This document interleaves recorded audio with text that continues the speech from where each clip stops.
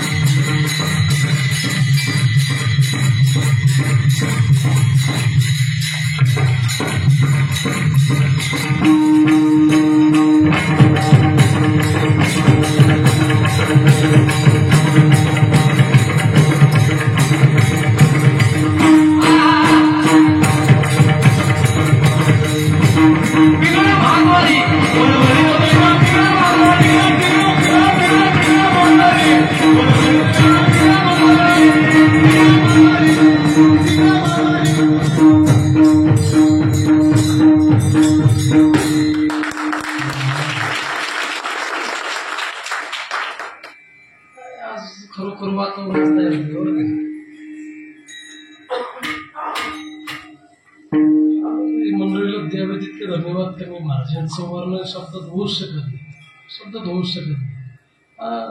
काय राहतं बा, चांगल्या वातावरणात कोणी दिवा नाही, शांत वातावरणात कोणी दिवा नाही, वाठोळीत दिवा लावता आला पाहिजे.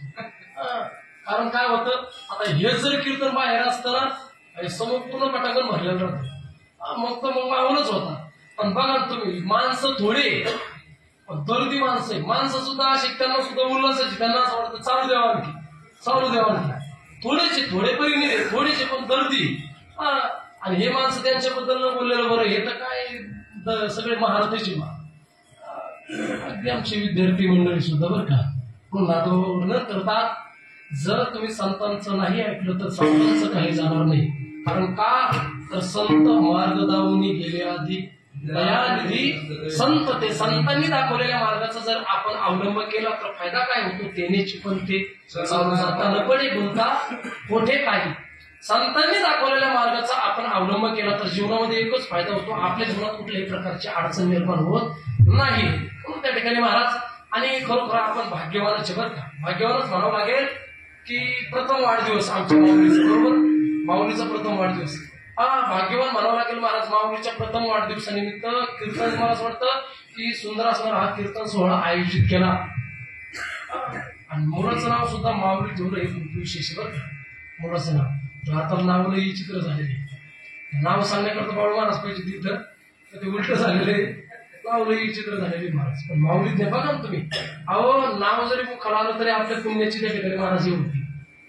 भक्त प्रल्हादाचं नाव, मला असं वाटतं की मुखामध्ये त्याच्या सारखं त्या ठिकाणी भगवंताचं चिंतन होतं.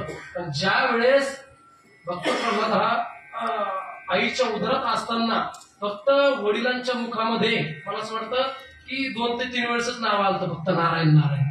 तर नाव घेऊन येते देवाचे, आणि हे ब्रीद हिरण्यकशिपूचे, त्याला नाव घेतलेलं चालत नव्हतं. पण विचार करा की आपलं काय पुण्य म्हणावं, काय भाग्य म्हणावं लागेल की आपल्या मुखामध्ये आपल्या मुलाचं नाव जर आपण एखादं भगवंताचं ठेवलं तर त्या नावाचं जरी आपण आपल्या जीवनामध्ये नामस्मरण नाही केलं तर न कळत व्हायला कुठंतरी पुण्याचा संचय होतो. बघा तुम्ही, अहो तुम्ही पेढा न कळत जरी खाल्ला, एखादं सहज जरी कोणी तुमच्या तोंडामध्ये पेढा घातला तर तो गोडच लागतो. जाणून बुजून म्हणजे मुद्दामून जरी पेढा खाल्ला तर तो गोडच लागणार. जसं आपण म्हणतो महाराज, विस्तावर जर पाय आपला न कळत पडला तरी चटकाच बसतो, जाणून बुजून जर पाय ठेवला तरी चटकाच बसतो. तसं भगवंताचं चिंतन, संतांचं नामस्मरण आपल्या मुखाला न कळत जरी आलं तर त्याचं पुण्यच पदरामध्ये पडतं. आणि आपण जाणून बुजून जरी त्या ठिकाणी चिंतन केलं तरी पुण्यच पदरात पडतं.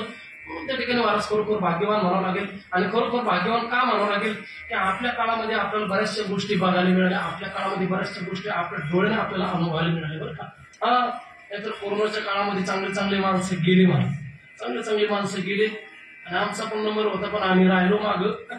खूप कठीण गोष्ट होती बरं का, खूप कठीण. आणखी पण कधी कधी महाराज मग त्रास होतो, कोणत्या वेळेस अचानक कधी कधी चमक निघते, काहीतरी त्रास जाणवतो आणि ती काहीतरी माऊली देवावरची कृपा असेल, नाहीतर खूप कठीण प्रसंग. हे भाग्यच म्हणावं लागेल, भाग्याचंच लक्षण आहे परत येणं म्हणजे.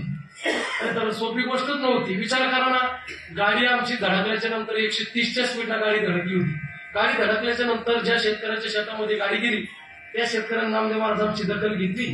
पण विषय असा होता की पंढरपूरमध्ये रिकाम्या माणसांचा ह्या वेळेस जसं पंढरपूरला एकादशीला गर्दी होती, नामदेव होता होतेच, पंढरपूरला जशी गर्दी होती यावेळेस एकादशीला की रिकामं सुद्धा चालता येत नव्हती, एवढी भयानक गर्दी होती. जे माणसं पंढरपूरला या आषाढीला होती त्यांना अनुभव असेल, रिकाम्या माणसाला सुद्धा चालत नव्हती, एवढी भयानक गर्दी त्यावेळेला सुद्धा होती. पण काहीतरी भाग्य म्हणावं लागेल की 10 मिनिटाच्या आतमध्ये आमच्या जवळ अँब्युलन्स आली. तर आमच्यातली 1-2 जण का आहे ना, रामनाम सत्यच होतं, खूप कठीण गोष्ट होती. काहीतरी माऊली देवावरची कृपा 10 मिनिटाच्या आत अँब्युलन्स आली आणि मला असं वाटतं 10 ते 15 मिनिटाच्या आतमध्ये आम्हाला हॉस्पिटलला नेऊन ऍडमिट केलं. पण कठीण गोष्ट आहे बरं का, खूप कठीण आहे. कीर्तनामध्ये आतापर्यंत कुठं सांगितलं नाही आणि अरुण महाराज दर्शन बंद करा, खूप कठीण गोष्ट आहे. ऍडमिट करायच्या त्याला